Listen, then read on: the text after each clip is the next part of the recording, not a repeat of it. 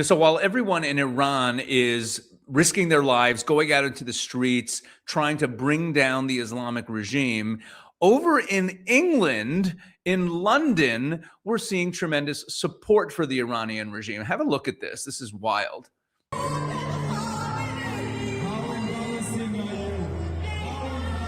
Iranian flags, and they have Palestinian flags.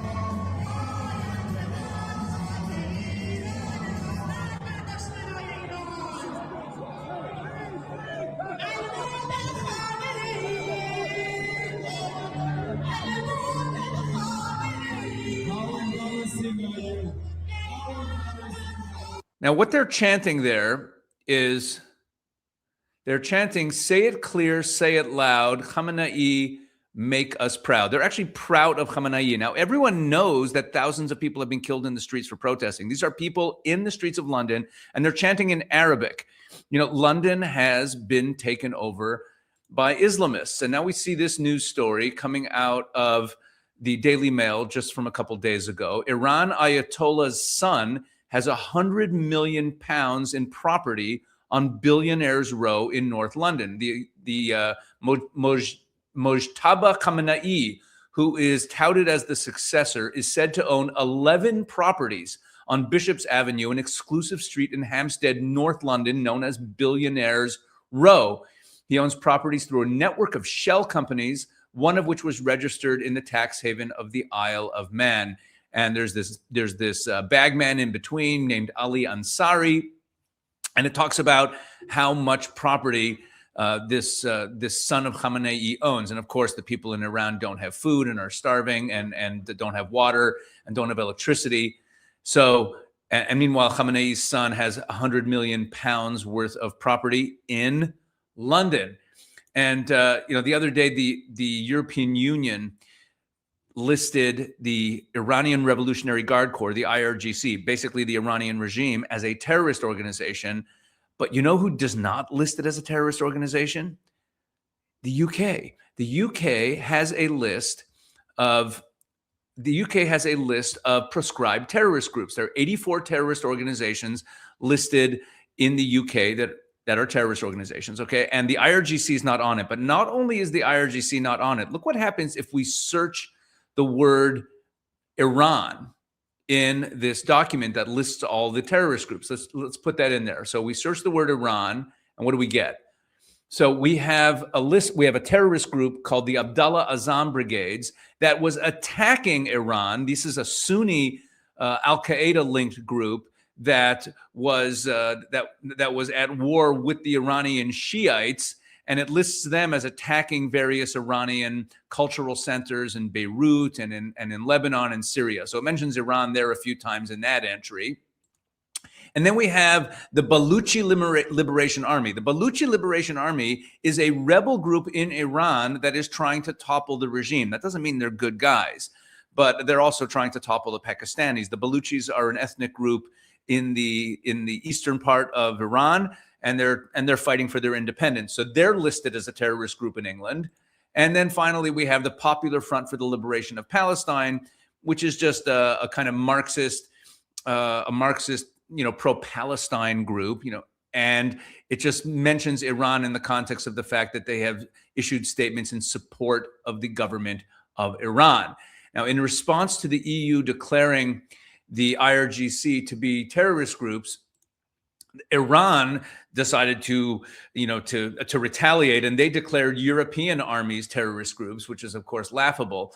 But Iran's influence in England is quite extensive. There was a report that came out recently by this watchdog group, the National Union for Democracy in Iran, and they released a report about 6 months ago, a little more than that, all about the Iranian influence in England. And it specifically singles out the Islamic Center of England. Look at this.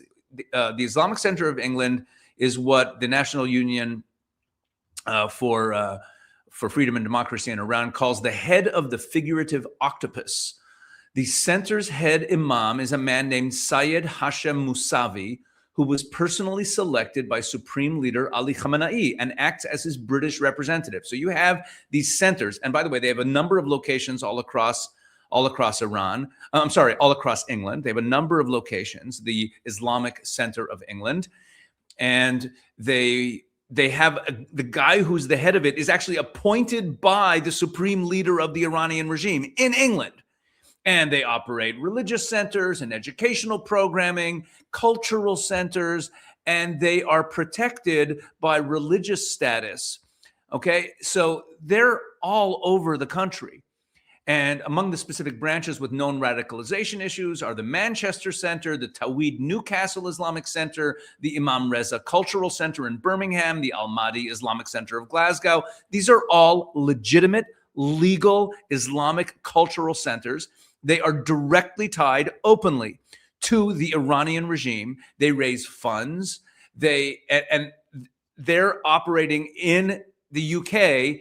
And the IRGC is not designated a terrorist organization there. And just yesterday, actually, the Islamic Center in London was caught selling Hezbollah phone cases. They were selling phone cases that glorified Hezbollah. They had pictures of Nasrallah on them. And so when you talk about London and England being turned over to the Muslims and being taken over by Sharia and England falling to Islam, they can't even designate the Iranian Revolutionary Guard Corps as a terrorist organization. Most Western nations do. They can't even designate them as a terrorist organization. And they have these Islamic centers all over the country. They're having these demonstrations in the streets, as I showed you, that are glorifying the Iranian regime. The Iranian supreme leader's son owns tons of property in London.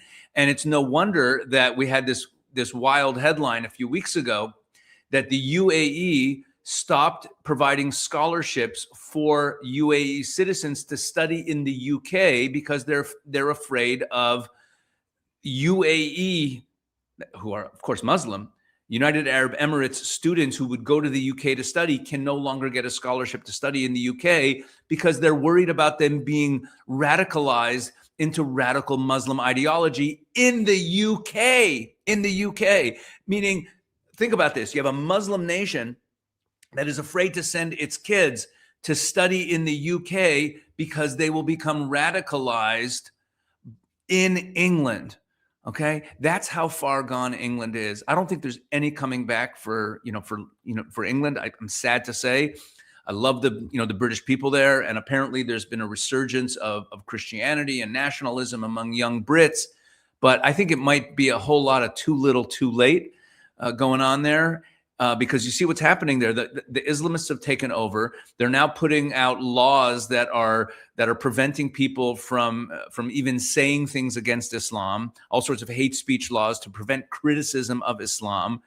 The Muslims are taking over. They're taking, and England has fallen. There's really, I don't see any going back there. And for the Jews who live in England, if any of you are watching this, what are you still doing there? I mean, think about what the whole concept of Jewish exile is that we were banished from our land and sent wandering and persecuted around the earth and tried to set up a good life for ourselves wherever we could in exile in order to survive in exile and pass the baton of survival to the next generation of Jews so that eventually we would be able to come back to our land and we'd be able to be independent and safe in our own homeland, free from the shackles of being in exile. Now, you could make the argument that if Israel wasn't such a safe place, and it was difficult to live in Israel, and people have, economically, someone has, is better off in England, and maybe there's all kinds of reasons you can come up with why it was legitimate to live abroad even after the founding of the state of Israel. But if you go to where we are right now, where Israel's economy is booming, Israel is a powerful nation. The Jewish life here is of course flourishing. It's the best in the world. There's absolutely no justification anymore. It doesn't make any sense, even from a personal safety perspective. Look, let me put it another way. If you're a Jew in England, in London, do you see any path forward for your children and grandchildren that life will be good for Jews where you are? Do you see any possible reversal of the Jew hatred that's going on there? If you say yes, that you do, I believe you're delusional. Listen up, folks. England is over. London is over. Sharia has taken over that country, that part of the world. And it's time for the Jews there to get out. And it's an amazing thing. We're about to see, God willing, if we have the fall of the Iranian regime, we're going to have Iran moving away from Islam, while the United Kingdom, the great United Kingdom, the British Empire, while the Brits embrace it.